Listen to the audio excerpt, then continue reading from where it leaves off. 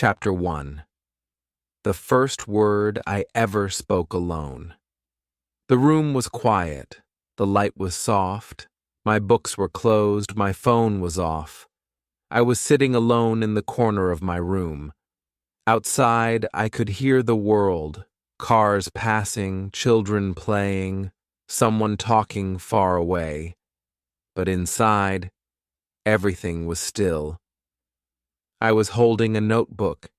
Its pages were full of English words. I had written them again and again, but I had never said them out loud. I always thought about them, read them, even dreamed about them. But speaking? That was different. That was scary. I had always been afraid of speaking English. In school, I never raised my hand. In class, I stayed quiet. At home, I listened but didn't join. I thought my voice would sound wrong. I thought people would laugh. I thought I would make a mistake. So I stayed silent. For a long time, I believed English was only for people who lived in other countries, who had special teachers, who went to big schools. I was not one of them. I was just a student, a shy one, a quiet one. But that night something changed. I looked at the mirror. I saw myself. My face was calm, but my heart was loud. It was beating so fast. I felt nervous, even though I was alone. I looked at my lips. They were dry. I took a deep breath. Then I looked down at my notebook. The first word on the list was hello. Just one word. I had heard it 1,000 times in movies. I had read it in books. I had written it so many times, but I had never said it. Not once. I looked at the mirror again. My eyes were scared, but curious. I opened my mouth. No sound came. I closed it again. Then I whispered inside my head, hello, hello, hello. It was like practicing a song before singing. I felt silly. I felt small. But I didn't stop. I opened my mouth again and let the word come out. Hello. It was soft. It was weak. But it was real. It was mine. I stood there for a moment. I looked at my reflection. I had spoken an English word. I had used my own voice. And no one laughed. No one judged. No one corrected me. I smiled, a little smile, just enough to feel proud. Then I tried again. Hello. This time it was louder. I liked how it sounded. I liked that I could say it. I liked that I didn't need anyone's permission. I said it again. Hello. Then I added more. My name is Ali. I am learning English. I said it slowly, carefully. I looked at my mouth in the mirror. I saw how it moved. I liked this game. I liked this freedom.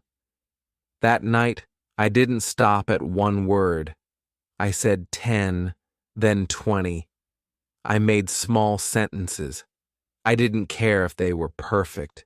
I didn't care if the grammar was wrong. I just wanted to speak, and I did. I said, I have a book. This is a pen. I like to learn. The words felt new, but they also felt good. They came from inside me, not from a teacher, not from a video, not from a textbook. From me. The mirror became my partner. It didn't talk back, but it helped me. I watched myself speak. I saw my fear become smaller. I saw my voice become stronger. Every word gave me more confidence. I was not fluent. I was not fast. But I was real, and that mattered. I remembered how I used to think English was hard, too hard. But that night it felt simple, not because I knew everything, but because I finally started. I realized that the first step is not reading, it's not writing, it's speaking, even one word, even in a whisper. That night changed everything. I went to sleep feeling different. I had said something. I had broken the silence. I was not waiting anymore. I was not hiding. I was doing it. I was learning. And the next morning, I did it again. I closed the door. I stood in front of the mirror. I said, "Hello." Then I said, "Good morning." Then I said, "I am ready to learn." It became my habit. Every day I spoke. I didn't need a class. I didn't need an audience. I just needed a little courage and a little time. Now, when I remember that night, I feel proud. Not because I said a perfect sentence, but because I said anything at all. That first hello was more than a word.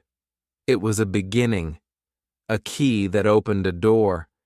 Behind that door was a new version of me, a person who believed he could speak. And if you are reading this, maybe you are standing at the same door. Maybe you are afraid to say something. Maybe your first word is still waiting. Don't wait. Say it. Say it now. Even if it's just hello. That small word can start something big. It did for me. It can for you too. Chapter 2. My room became my classroom. At first it was just a room, 4 walls, a bed, a table, a chair, a small mirror on the door, a bookshelf with a few old novels and my school notebooks. It looked like any other room. It was where I slept, where I did my homework, where I scrolled my phone before sleeping. But after that first hello, the room started to change. It didn't change its shape. It changed its meaning. It became more than just a place to stay. It became my classroom, my own little English world. Every morning I woke up with one thought in my head. What can I say today? I would sit up in bed, look around, and speak out loud. This is my bed. I am sitting. The pillow is white. The fan is spinning. Simple sentences, easy words, but every word gave life to my English. The walls were no longer quiet. My voice bounced from corner to corner. I talked to the air. I talked to the books. I talked to myself. My chair became a special part of my learning. I called it teacher. I stood in front of it and pretended I was in class. I said, "Good morning, teacher." Then I asked and answered questions. "What is your name?" "My name is Allie." "How are you?" "I am fine, thank you." It felt silly in the beginning, but I didn't care. I was speaking. I was trying. I was learning. My notebook was not just for writing anymore. It became my speaking guide. Every day, I wrote 5 new words. Then I made sentences with them. Then I read them out loud. Once, twice, 10 times. I would say, "This is a bottle." I drink water. Water is good. I used what I had: a bottle, a pencil, a bag, a window. Everything became part of my practice. I was not waiting for perfect tools. My room gave me everything I needed. The mirror was my favorite. I stood in front of it and watched myself speak. I watched how my mouth moved. I copied the way people talked in English videos. I noticed their smiles, their eyes, their hands. I copied their sounds. I copied their style. Sometimes I acted out scenes from movies. I pretended to be in a cafe. I said, "Can I have a coffee, please?" I acted like a tourist. "Excuse me, where's the museum?" I even pretended to be a news reporter. "Good evening. This is Ali speaking. Today's weather is sunny." I laughed at myself, but I also learned. My bookshelf became a stage. I stood next to it and read short stories aloud, slowly, with feeling. I didn't worry about big words. I didn't stop if I made mistakes. I just kept reading.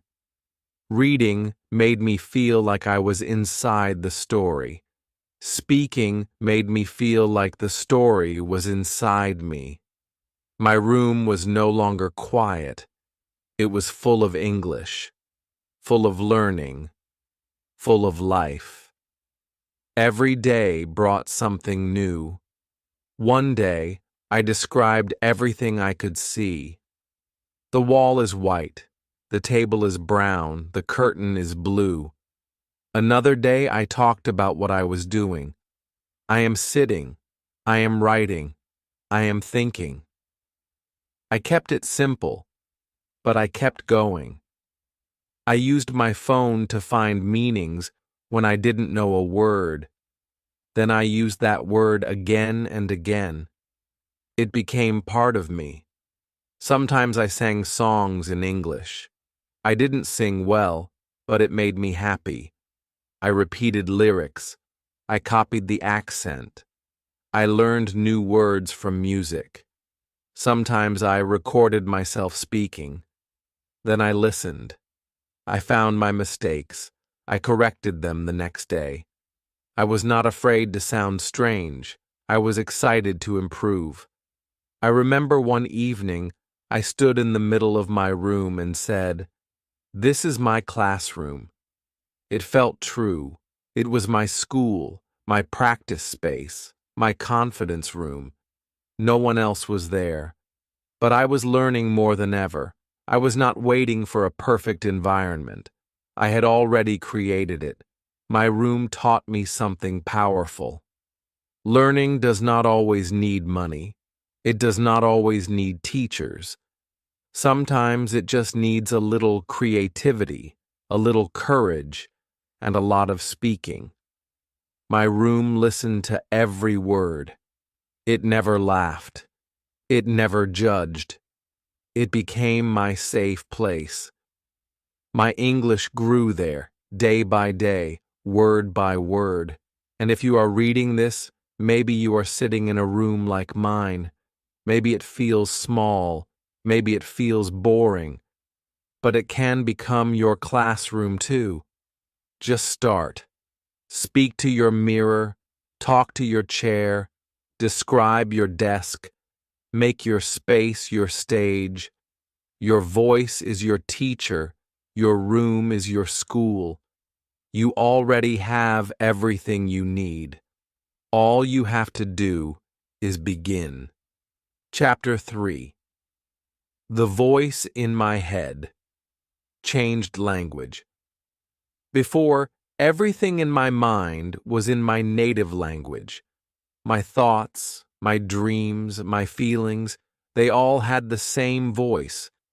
When I tried to speak in English, I had to stop and translate. I would think in my own language, then try to find the English words. It made my sentences slow. It made me nervous.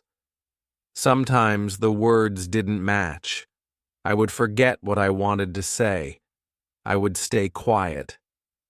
The problem was not my mouth. The problem was my mind. But one morning, I tried something new.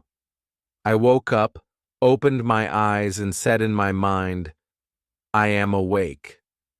Just 3 words, easy words, but it was a different feeling. I had started my day with English, not with translation, but with thinking. I didn't speak it out loud, just in my mind. But it was enough. It was a small change, but it felt powerful. That morning, when I brushed my teeth, I said, "This is my toothbrush." While washing my face, I said, "The water is cold." When I got dressed, I said, "I am wearing a blue shirt." I began to train my brain like a child. Children do not learn by grammar rules. They learn by noticing things and saying what they see. I decided to do the same. I looked around and said everything I could in English, even if it was simple. That is a window. This is my bag. The fan is on. I stopped waiting for perfect sentences. I used small, clear thoughts. I didn't worry about mistakes. I didn't worry about accents. I just wanted my brain to use English, not sometimes, but all the time. At first, it was not easy. My native language kept pulling me back, but I pushed forward. I practiced while walking. I am walking. I see a tree. That dog is barking. I practiced while eating. I am eating rice. The tea is hot. I like this taste. I used my inner voice as a teacher. I didn't need anyone to listen. I just needed to think differently. I had spoken to the mirror. Now I was speaking to my mind. When I sat quietly, I asked myself questions in English. What will I do today? What is my plan? Am I happy? Then I answered out loud.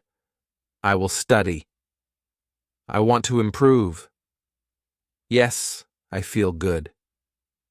It felt strange in the beginning, but slowly it became natural. It became fun. It became my habit. I even started dreaming in English. Not full dreams, just small pieces. A word here, a line there. But it was happening. Sometimes I would look in the mirror and say, "You can do it." I would smile at myself and say, "You are learning." It gave me confidence. It gave me courage. I didn't need grammar books all the time. I didn't need long lessons. I needed simple thoughts, spoken often, repeated daily. I needed to live in English, even if only in my mind. When I watched videos, I didn't just watch.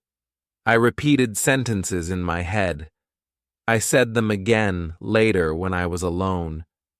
I copied how the speakers used their voice, how they paused, how they smiled. I imagined myself saying those things.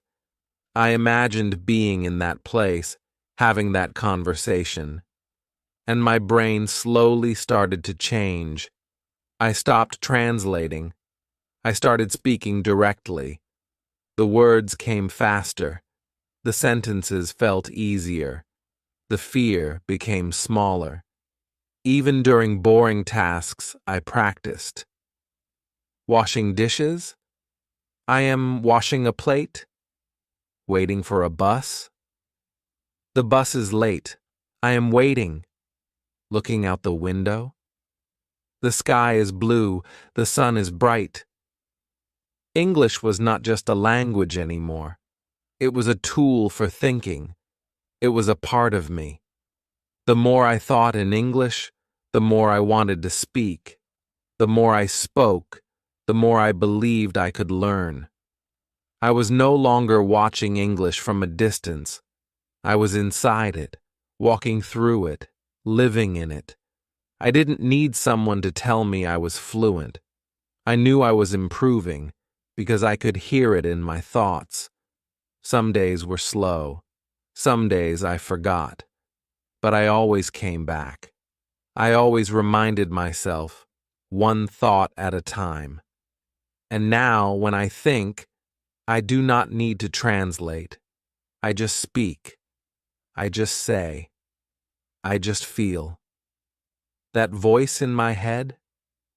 It speaks English now, and if you're wondering how to start, begin small. Look at your room. Say what you see. Ask yourself how you feel. Answer in English. Make your thoughts your lessons. You don't need to be perfect. You just need to begin.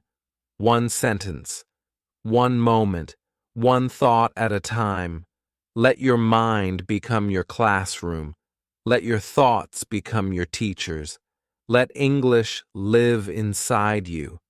Because when your brain changes its language, your whole world opens up.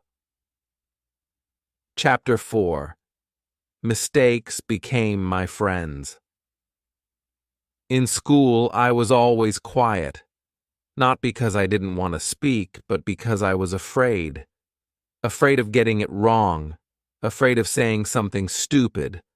Afraid of hearing laughter or correction. I remember the feeling. The teacher would ask, "What is the answer?" I would know the answer in my mind, but I would stay silent. I would look down. I would hope the teacher asked someone else. I was afraid of mistakes. I thought making a mistake meant I was weak, that I was not smart, that I didn't belong in the English classroom. But when I started learning by myself, something changed. There was no teacher, no classmates, no eyes watching me. Just me, just my voice, just my words. And when I made a mistake, nothing bad happened. The walls didn't laugh. The mirror didn't frown. The notebook didn't say, "That's wrong." I said something, realized it was wrong, and then corrected it. And that was okay. That was more than okay. It was good. I remember one time I said, "She go to school every day." Then I stopped. I knew it didn't sound right. I paused and thought. Then I said, "She goes to school every day." I corrected myself. No one taught me. No one corrected me. I corrected myself because I was listening to my own voice. I was learning from my mistake. And I smiled. I said both sentences again. I played with them. I enjoyed the process. There was a day I tried to talk about my lunch. I said, "I am eat rice." It felt wrong. I stopped and said, "I am eating rice." Then again, "I eat rice." I didn't know which one was better. So I looked it up. I read the explanation. I learned the rule. Not because someone forced me, but because I was curious. The mistake opened the door to a lesson, and the lesson stayed with me because I had discovered it myself. After that, I started making more mistakes on purpose. I would say new sentences and test if they sounded right. If they didn't, I fixed them. If they did, I said them louder. I was not afraid anymore. I was free. Free to explore. Free to try. Free to fail. And that freedom made me strong. Sometimes I made funny mistakes. One day I said, "I am boring," when I wanted to say, "I am bored." I laughed for 10 minutes. I imagined myself as a boring person walking around. It made me smile. And because I laughed, I never forgot the difference between bored and boring. That's what mistakes can do. They teach you more than grammar. They teach you confidence. They teach you memory. They teach you joy. Every time I made a mistake, I saw it as progress, not as failure. Because making a mistake means you are trying. You are pushing yourself. You are moving forward. People who never make mistakes are not learning. They are just staying safe. But I didn't want to be safe. I wanted to grow. I remember reading a line once. Mistakes are proof that you are trying. I wrote it on a paper and stuck it to my mirror. I looked at it every day. I made 100 mistakes a day, and I was proud of everyone. My pronunciation was not always good. My sentence order was sometimes wrong. My words were sometimes mixed. But I kept speaking. I kept learning. I kept improving. I stopped waiting for perfect English. Perfect never comes, but progress, it comes every day. If you speak, if you try, if you accept your mistakes and move forward. I knew I would never sound like a native speaker, and that was fine. I just wanted to sound like someone who speaks bravely, who speaks clearly, who speaks with heart. Now, when someone asks me, "How did you learn to speak?" I say, "By making mistakes. Not by studying grammar books all day, not by memorizing rules, but by speaking, failing, learning, trying again." I didn't run from mistakes. I welcomed them. I hugged them like friends, because they were my best teachers. And if you are afraid of making mistakes, don't be. Speak. Say something. If it's wrong, smile. Say it again. Say it better. Then say something new. Every mistake is a step. Every step is a lesson. And every lesson is a victory. You don't need to be perfect. You just need to be brave. Let your mistakes teach you. Let them guide you. Let them walk with you on this journey. Because when you stop fearing mistakes, you stop fearing English. And when that fear is gone, you finally begin to speak with freedom. Chapter 5. Speaking without needing a listener. I never had a speaking partner. No friend to talk to in English. No classmate who wanted to practice. No family member who could join me. At first, I thought this was a big problem. Everyone said, "Find a partner. Practice with a friend." But what if you don't have one? What if you are alone? I was alone, but I didn't give up. I didn't stop. I found a way. I learned to speak English without needing anyone to listen. It started slowly. I looked at the wall and said, "Good morning." Then I said, "Today is Monday." I feel good. I imagined I was giving a speech. My wall became my audience. It didn't respond, but it didn't laugh either. That gave me confidence. I added more.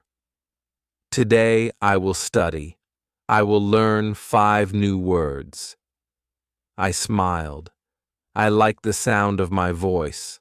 I liked the way English felt on my tongue. Next, I turned to the mirror. I stood in front of it and acted like a news reporter. "Good evening. This is Ali. Today's top story." I made up stories. I read real headlines and repeated them. I described the weather. I reported my own thoughts. Today, I learned 3 new sentences. I looked at my face as I spoke. I practiced moving my lips. I tried to sound clear. I tried to sound confident. No one was watching, but I was performing. I imagined situations. I created scenes in my mind. I said, "Hello, nice to meet you." Then I answered, "Nice to meet you too." I asked, "What's your name?" Then replied, "My name is Ali." I had full conversations, by myself. It felt like a game, a funny game, but a useful one. I practiced talking to a shopkeeper. "How much is this?" I practiced asking for help. "Excuse me, where is the bank?" I pretended to be a tourist, a student, a friend, a guide. Each time I became a little better. I also gave interviews to myself. I sat on my bed and asked questions. Why do you want to learn English? Then I answered, because I want to travel. I want to talk to people. I want to understand the world. I asked, what is your biggest challenge? I answered, I am afraid of making mistakes, but I am trying. These self-interviews helped me build full answers. I didn't need anyone to ask me. I could ask myself, and I could reply with honesty. Sometimes I pretended I was in a movie. I copied the way actors spoke. I repeated their lines. I added my own. I acted like I was ordering food. Can I have a coffee, please? I acted like I was meeting someone new. Hi, my name is Allie. Where are you from? These scenes made my practice fun. They gave me energy. I was not just learning English. I was living it, creating it, speaking it, alone but not lonely. There were days when I felt silly, talking to the air, talking to nothing. But I reminded myself, this is practice, this is progress. Every word I said was helping me. Every sentence was building my voice. Slowly, I found my rhythm. I found my style. I knew how to start a sentence, how to pause, how to finish. My words began to flow. I didn't need perfect grammar. I didn't need fast speech. I just needed courage. The courage to speak even when no one was listening. Because I was listening, and that was enough. My voice became clearer. My thinking became faster. My confidence became stronger. I was teaching myself every day with no teacher. Sometimes I recorded myself. I would speak for 1 minute about anything. Today I ate mango. I cleaned my room. I watched a movie. Then I listened. I checked my voice, my mistakes, my fluency. I didn't judge. I just improved. 1 day at a time, 1 word at a time. Now I don't feel strange when I speak alone. I enjoy it.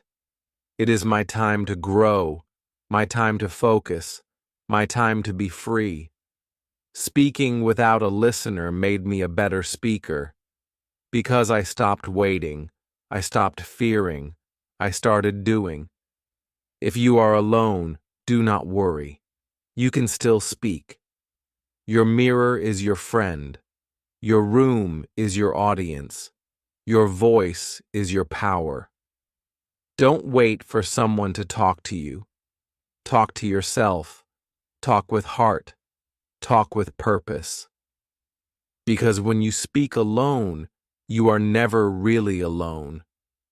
You are with your dreams, with your goals, with your growing self. And one day, when you finally speak with someone else, you will be ready. Because you have practiced, you have prepared, you have spoken 1,000 times before, just without a reply. But now the reply will come, and you will answer, not with fear, but with pride. Chapter 6. Turning Daily Life into Daily English. There was a time when English felt like a subject in school. It had rules. It had exams. It had marks. It was something to study, not something to live. I used to open my books, learn for 1 hour, close the books, and forget about English until the next day. But then, something changed. I realized that if I only practiced during study time, I would never grow fast. I needed more. I needed English to become part of my daily life, not just 1 hour, all day, every day. I started with small things. When I woke up, I said, I am awake. When I brushed my teeth, I looked at the mirror and said, I am brushing my teeth. This is toothpaste. The water is cold. I looked around and gave everything a name. This is the towel. That is the sink. I am washing my face. It was simple, but it was real.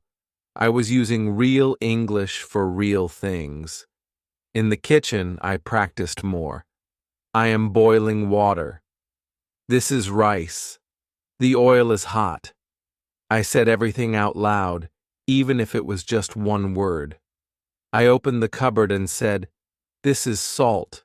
This is sugar. This is tea. I made small sentences as I cooked. I am making breakfast. I cut the vegetables. I use a spoon.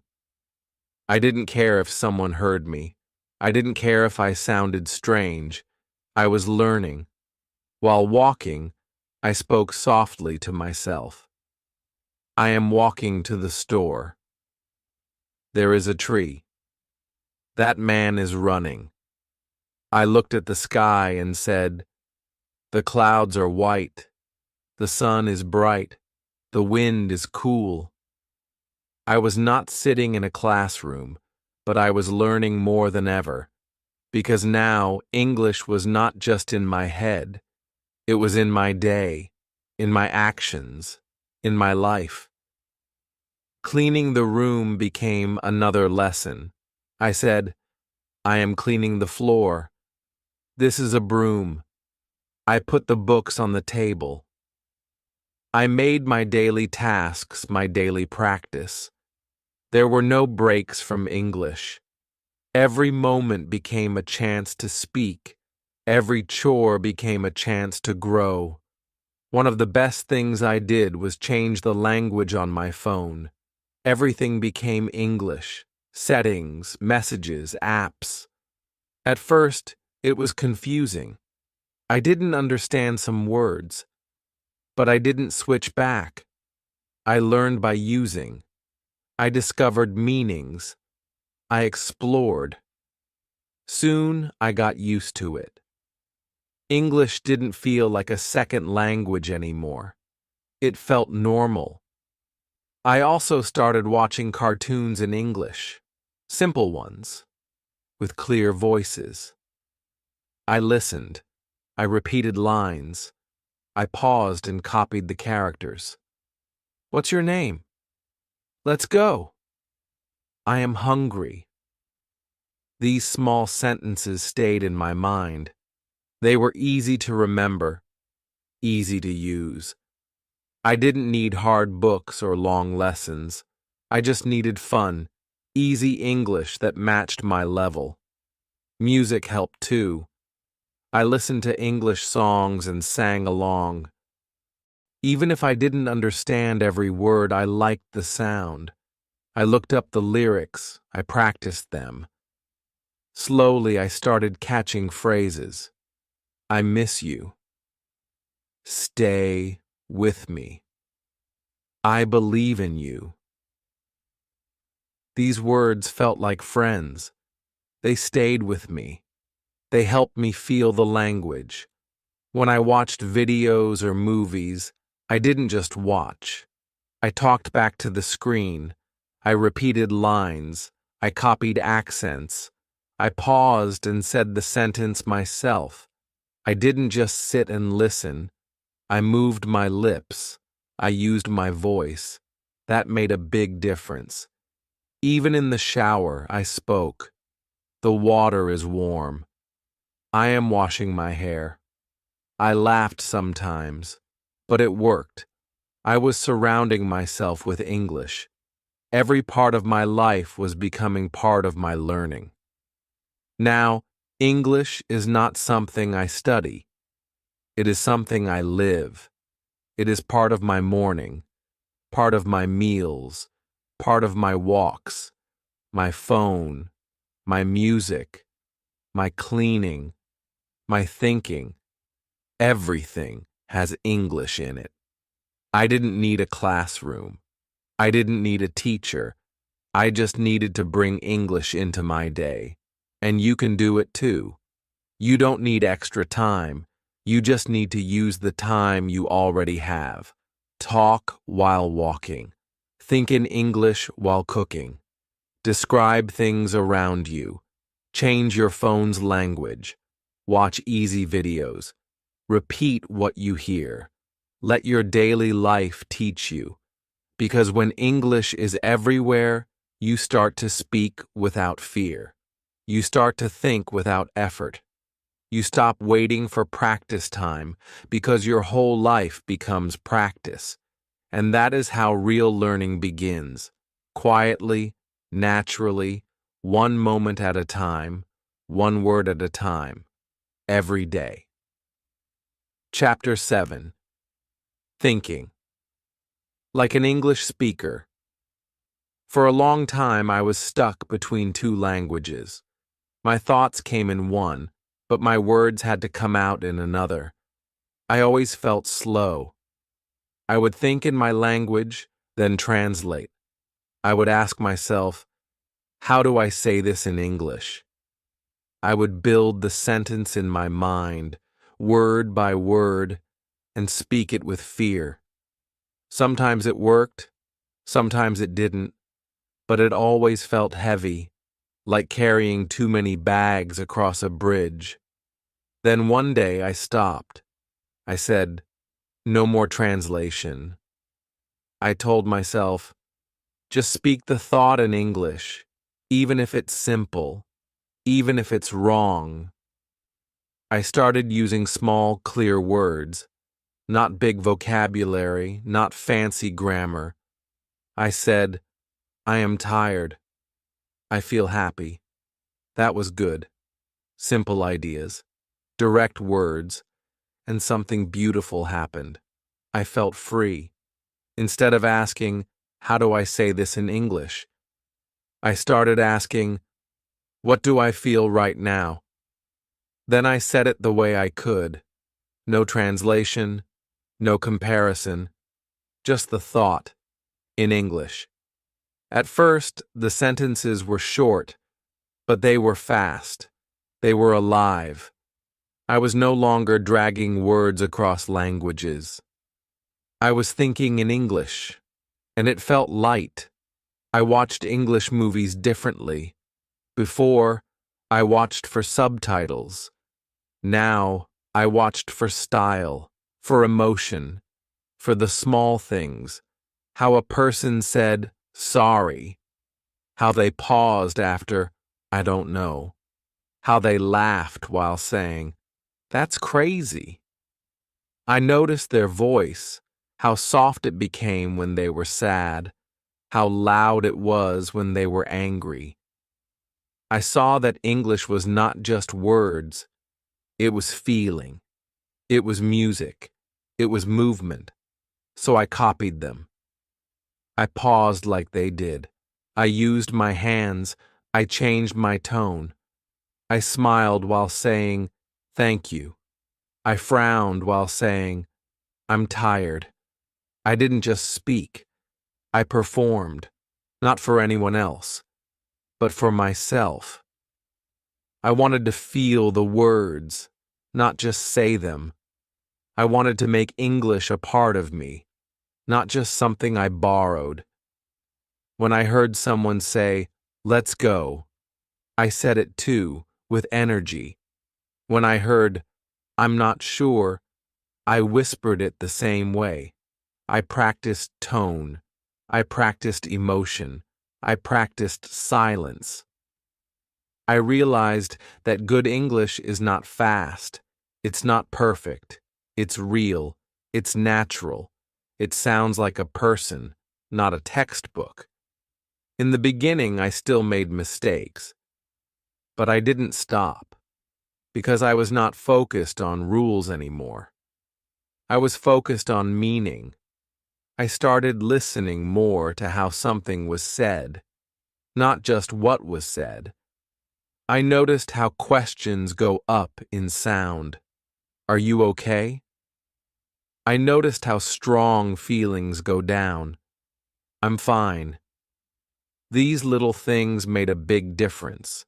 They made my English feel alive. I remember one day I was walking and thinking, not in my language, but in English. I was asking myself, what do I need to do today? I need to buy milk. I have to clean my room. I smiled. I didn't realize it at first, but I was thinking naturally. I didn't translate. I didn't pause. I just thought. In English. It was a quiet moment, but it felt big. It felt like the final wall had broken. Now, English is not a second language for me. It is part of my thoughts, part of my voice, part of my heart. I don't say, I speak English. I say, I live English. I feel it when I speak. I hear it when I think. It doesn't mean I'm perfect. It means I'm free. If you want to think like an English speaker, don't wait. Start with your heart. Say what you feel. Don't worry about big words. Use real ones. Watch how people talk in movies. Notice the pauses, the tone, the feeling. Then copy it. Use it. Make it yours. You don't need to sound like a native speaker. You just need to sound like someone who feels the language, someone who means what they say, someone who is not translating, but living. Because when you stop comparing, when you stop translating, and when you start feeling, English stops being something outside of you. It becomes part of who you are. And that is the moment you truly begin to speak. Chapter 8. I am my own teacher. Now, when I look back, I see a long road, a quiet road, a road filled with small steps, small efforts, and small victories. It did not begin with a teacher. It did not begin in a school. It began with a whisper, one word, one breath. Hello. That was the start. I was sitting alone in my room. No one heard me. No one helped me. No one corrected me. But that one word was the beginning of everything. I did not travel to an English-speaking country. I did not join an expensive course. I did not sit in a classroom full of students. I sat in front of a mirror. I stood next to my bed. I walked around my room. I spoke to the walls. I talked to myself. I listened to my own voice. Day after day. Word after word. I built my English, not with money, but with time. Not with fear, but with patience. Not with someone else's lessons, but with my own. At first, I was unsure. I was nervous. My sentences were broken. My grammar was not strong, but I spoke anyway, because I knew. The only way to learn speaking is to speak. I didn't wait for permission. I didn't wait for a partner. I became my own partner. I made my room my class. I made my mistakes my teachers. I made my voice my guide. I remember the early days. Every sentence felt slow. Every word felt heavy. But I kept going. I kept talking while brushing my teeth, while walking, while eating. I asked myself questions. I answered. I copied lines from cartoons. I gave fake news reports. I practiced interviews. I imagined conversations. I made my daily life my daily English lesson. My thinking also changed. I stopped translating. I stopped building English from my native words. I started thinking directly. I looked at the sky and said, "It's beautiful." I opened the fridge and said, "There is milk." I spoke naturally, without fear, without delay. English stopped being a school subject. It became part of my mind, part of my day, part of my life, and my mistakes? I made hundreds. I said the wrong things. I mixed words. I got the tenses wrong, but I learned. I listened to myself. I noticed the errors. I fixed them. I laughed. I moved on. I never let mistakes stop me. They were not my enemy. They were my lesson. They showed me where to grow. Now I speak with confidence. I don't need someone to say, "You're correct." I know I'm learning. I feel it. I hear it. When I speak, I don't think too much. The words come. The voice flows. My mouth and my mind move together. I don't panic. I don't pause. I just speak. And the best part is, this journey is mine. No one gave it to me. I created it. I built it. With my own hands, with my own time, with my own voice. I didn't follow a perfect plan. I just started. And I didn't stop. That's all. Now I wake up and say, what can I learn today? I watch videos. I repeat lines. I talk to myself in English. I read. I listen. I think. I teach myself. I am not waiting for a perfect moment. I am not waiting for someone to guide me. I am my own teacher, every single day. And if you are reading this, know that you can do it too. You don't need perfect grammar. You don't need a perfect accent. You don't need to be rich. You just need your voice and the courage to use it. Speak. Whisper if you must, but speak. Look at yourself in the mirror. Say one word, then say two, then a sentence, then a paragraph. Don't worry if it sounds strange. Don't worry if you make mistakes. Keep going, because one day you will look back, just like I did, and you will smile.